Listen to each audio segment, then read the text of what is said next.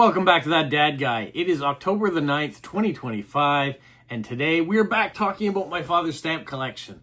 So once again, we are diving into this album today, everything but US and Canada, the Americas, and we've been going in alphabetical order through the countries that he has stamps in this, and he's done pretty well. He's got stamps in a lot of different countries, and I've been able to accumulate a few stamps from those countries as well in order to fill it out a little bit better. Last week we covered Puerto Rico. This week we're going into an area of the Caribbean, or the Caribbean, depending on how you pronounce it, that is an area we've covered a little bit before because it falls into a grouping that we've covered that produce stamps. Well, make sure you like, you subscribe, you leave positive comments, you share with other people, you put the notification bell on, and you hype if you can to promote the channel.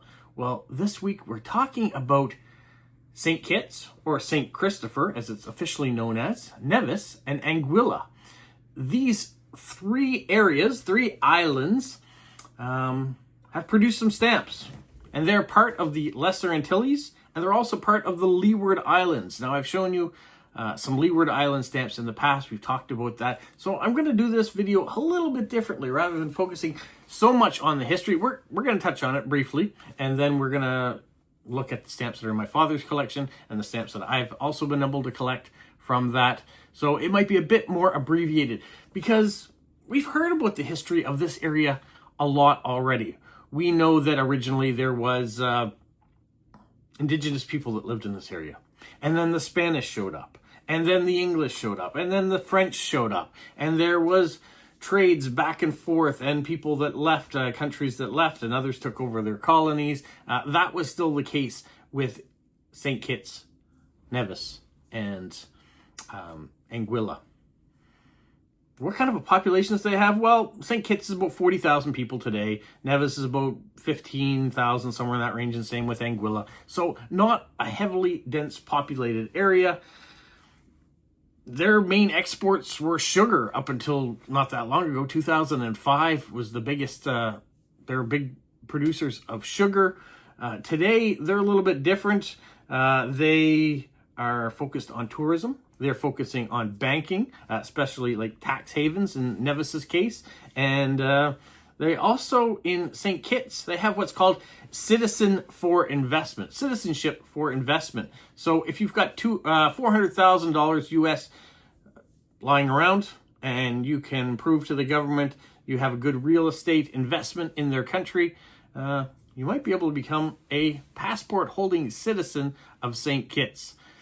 That's one of the things they do in order to raise money. So I don't know how much time you have to spend in St. Kitts to be considered a citizen, as long as you have an investment, but that's one of the things that they do there.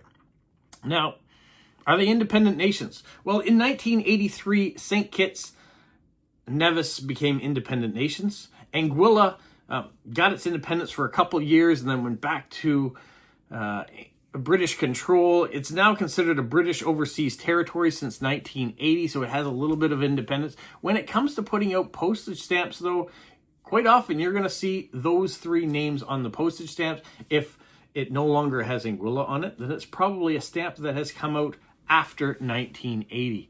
That's how you're going to determine the stamps that are in there. And I know there's going to be other people who say, well, you can just get Nevis stamps, and you can just get the St. Kitts stamps. So throughout their postage stamp producing years, there are different ones you can collect.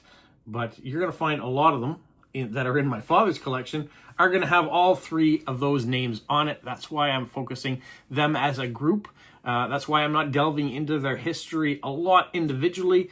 And because we've covered that when we covered the Leeward Islands, that's kind of why we're doing an abbreviated view of their history today. Those of you who are more avid collectors of their stamps, shall we say, you may want to leave interesting information in the comment fields. But I just wanted to touch on them briefly as we're getting into some areas and some countries we have covered elsewhere. And this is one of them. So if you want to go back and get more, go back and look at my Leeward Islands video that I put out on this. You might get a bit more history of in-depth of the area as well. That being said, let's get into looking at some postage stamps. So first I'm going to show you the ones that are in my father's collection. Here you can see an earlier stamp. It doesn't have Anguilla on it. Just the St. Kitts and Nevis. Or this one here is just St. Kitts on it too. You can see it's a Prince Andrew's wedding one. Another earlier one there. And then another of the wedding ones. So he only has these very few ones, and I'm trying to avoid some of the other stamps and show you what's coming up. But those are the ones in his collection. I've done a little bit better since then. Here you can see the ones that I've collected, and there's some duplicates in there. You can see them sitting on top of each other. But you can see here it says St. Kitts, or St. Christopher, Nevis and Anguilla on these stamps. These are during Queen Elizabeth II's reign. There's her images on them.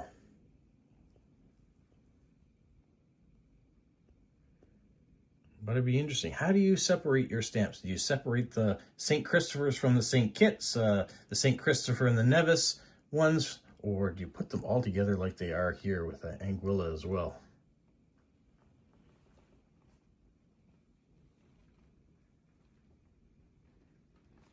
Stamps on stamps, a very popular theme to collect. A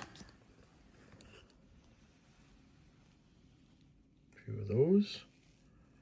You see St. Kitts and Nevis with a stamp of 1923 on there. Just St. Kitts. Basse-Terre, that is the largest city on St. Kitts. I think there are about 15,000 people there. And then Nevis, some nice automobile stamps. Anguilla, you can see. So that's why I separated them here for the independent ones and then put the other ones together that all three names were on the stamps.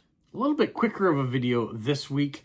Not a lot of stamps in the collection and not a lot of history that I'm going to tell you about this time around in this particular one. Next week you might find there'll be a little bit more of the stamps and maybe a little bit more of the history too. We're going to have a stamp show this weekend, so I'm hoping that I'm going to be able to pick up a few more items in order to be able to show you. Fingers crossed for that. And maybe I'll pick up a few other things while I'm there too.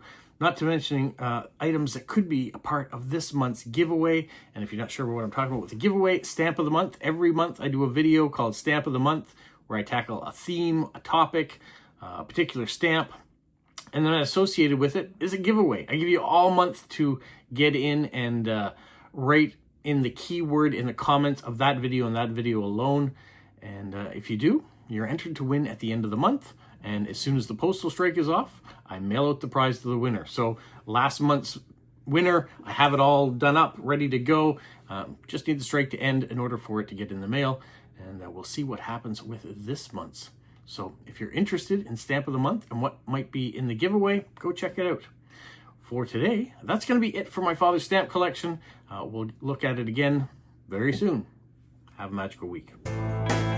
What, Polo? You say like, subscribe, share, and tell all your friends.